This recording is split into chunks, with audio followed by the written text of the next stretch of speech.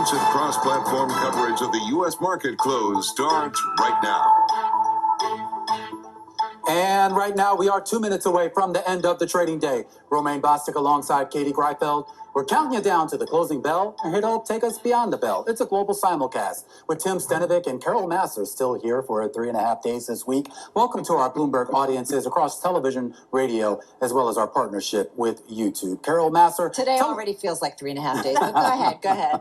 Well, yeah, I assume you're referring more to the market rather than to me, because we have a market that's causing a lot of concerns here. I mean, look, we talk about this rise in rates here, and it's been relentless. This sell-off that we've been seeing, pushing rates higher once again here, and that's having an outsized effect on equities as well. Yeah, absolutely. You see it in the trade, and I feel like finally everybody's getting kind of into or understanding of this idea that it's going to be a higher rate environment, and where we ultimately top out, who knows, but it's going to stick around for some time. Having said that, one of the things that jumped out for me and very sensitive to the rate environment is home builders. They're down about 1%. Specifically, they'll want to call from UBS, which lowered price targets on several names, D.R. Horton, KB Home, Lennar.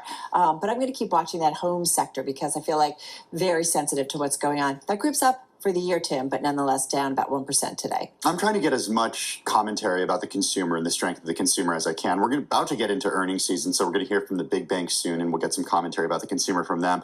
But Romaine, the big take today, all about the U.S. recession being more likely than a soft landing.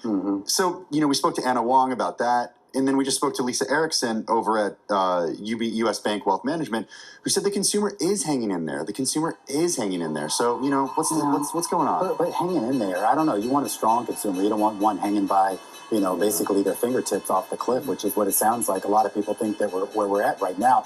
And I guess we're going to find out in a big way, Tim, over the next couple months here as we head into the U.S. holiday seasons. Let's walk you through some of the numbers here with the Dow Jones Industrial Average. Going to finish the day in the red, down about 0.2%. Meanwhile, the S&P 500, which was down more than 0.6% at one point, actually inching back into the green here at the close, only higher by less than 1 point here, but I guess some people will take that here. The NASDAQ Composite doing a little bit better, up about 0.7% here on the day. The NASDAQ 100 up 0.8%, but the big laggard on the day was the Russell 2000, which was right around down about 2% and at its lowest point on the day. It's going to close here, Carol, down 1.6%. Yeah, and down for the year, it's down about 1/4%. So very telling in terms of those domestic companies here in the United States. And almost down 10% from that year-to-date high. Yeah, significant, right? Yeah. And I think we're getting a lot of market conversations around that trade in particular and what it forecasts. Katie, hey, the S&P 500, not as negative as it looked certainly earlier in the day, as Romaine pointed out, but still 391 names to the downside. Katie, 112 actually eking out some gains here. Yeah, and you're taking a look at the industry groups here. There's definitely more red than green. If we think about what did well, though, media and entertainment stocks, so too some software and services, and some semi-names as well. But then you go down towards the bottom, energy, banks, some of your biggest losers, and utilities. I want to meditate on utilities here because it's just an awful day. On an industry group level, utilities fell 4.7%. The sector alone fell 5.6%. to its lowest level since June 2020. So quite a breakdown in utilities, Carol. And can I just real quickly just add transports to that? I know it's not an S&P sector, but I was just looking at that. If you go from the highs in July, we're now down more than 11% from those highs. So basically correction territory. All right, guys, let's get to, I think that's really significant. I always love watching those names, right? There's companies that move stuff around and it's a great indication of what's going on in the economy. I do want to go to NVIDIA, if I may, because it's topping the S&P 500 today. At its highs up almost 4%, finishing the day, though, still with about a 3% gain. Goldman Sachs adding that name to its conviction list. The firm seeing strong long-term growth prospects for the chip maker, as we know, a major player when it comes to all things AI. There's more to it. Check out the Bloomberg and get a little bit more on what Goldman said, but nonetheless a standout today. Also top in the S&P 500 today, Google, Alphabet specifically. Microsoft CEO Satya Nadella testifying today in the DOJ antitrust case against Google, saying that Google is likely to extend its dominance of the search market into a new generation of AI-powered tools, basically giving the edge when it comes to AI. It was very different from some of what maybe he said back in February when Microsoft beat Google with an AI-based this trial version. is really like giving us a lot of gifts here, a lot of It like is. Easter eggs about kind of what these companies were doing and What they really their think about plans, one what they were another. going to buy, what they weren't here. Yeah, quite interesting. Yeah, but nonetheless, Yeah. Google though then as a maybe potentially right can maybe draw a line there to what Satya Nadella said, giving a boost maybe to shares of Alphabet, and then Sphere Entertainment. I don't know if you guys have seen what they are Yes. doing in Vegas. It is unbelievable. It looks right? so cool. I want to go to this Would U2 you go concert. to see U2, Katie? Yes, absolutely. Are you kidding? That's cool. $1.4 I'll go. billion market cap company, live entertainment media company.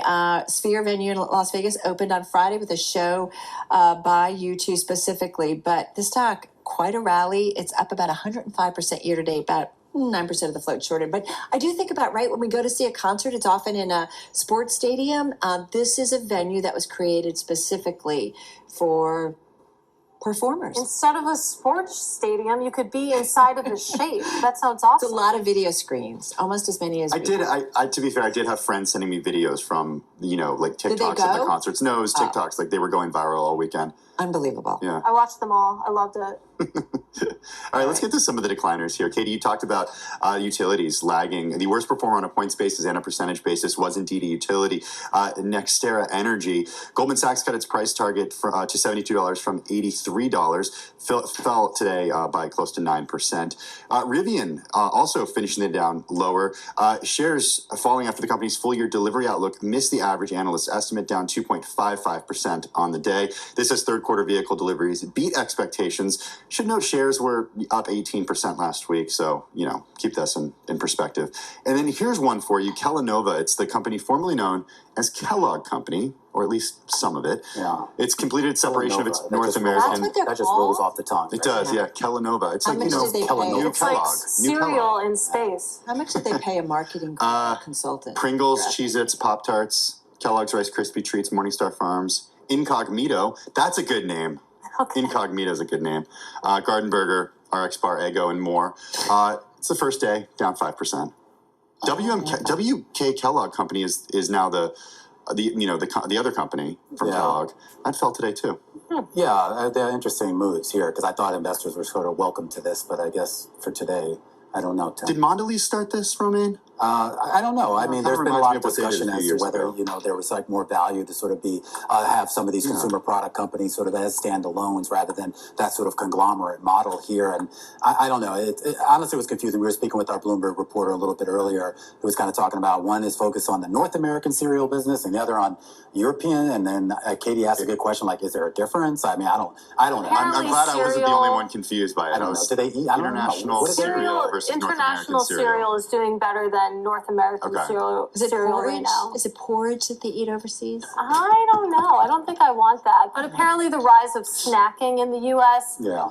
Has sort of taken away from North American cereal. At least that's what I heard. So. All right. Well, Carol Masser, of course, dunking on our European friends there. And I their love porridge our here. European friends. Well, let's talk about what's this real quickly in the yield space here. Yeah. But I do want to go back to that here because it was a pretty strong move higher across the whole yield curve, particularly in the middle of the curve. 11 basis points higher on a 5-year, 12 basis points higher on the 10-year, and even your 20 and 30-year was up about 10 basis points or so here. And this has really become the story here because that had a big effect on the dollar, and that in turn had a big effect on what we saw in commodities, and obviously, of course, a big effect on what we had in the equity markets. And the big question now becomes, what sort of arrests this sell-off that we've been seeing in treasuries? We heard from Powell earlier today. He didn't really have much to say, but we heard from Bowman and a few other members as well here, and the higher for longer mantra is still there.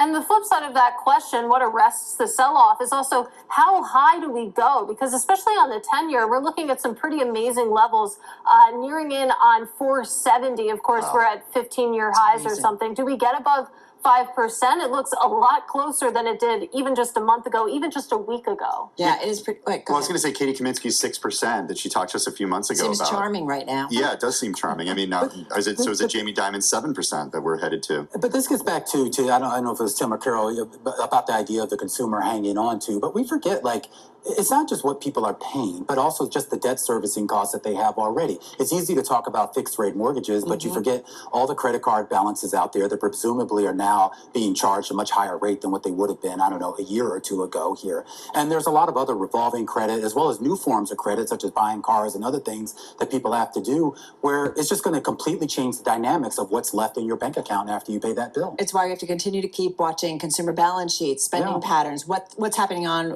with credit card delinquencies. This really tells us the health or lack thereof of the consumer. So Yeah, there's only so many people that can fly to Vegas and sit inside a dome. Sit in you the weren't supposed to sphere. tell anybody. Guest that tickets that's are only what like I did $120 this weekend. too. They're pretty cheap. Some people go to Beyonce, somebody, some go to the Some Sphere. things Some that's cheap. seer Tim and thinks that's cheap. Peter. All right. Anyway, We got to wrap. High roller over there. He is a high roller.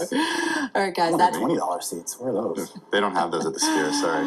All right, Monday's over. First quarter, second quarter, third quarter, fourth quarter now underway. Certainly in the trading world. All right, guys, join we us. What? We are, Carol. It's fourth quarter. Thank you. Thanks for the reminder. All right, we will be back again. Our cross-platform coverage, radio, TV, YouTube, and of course Bloomberg Originals. We'll see you again tomorrow.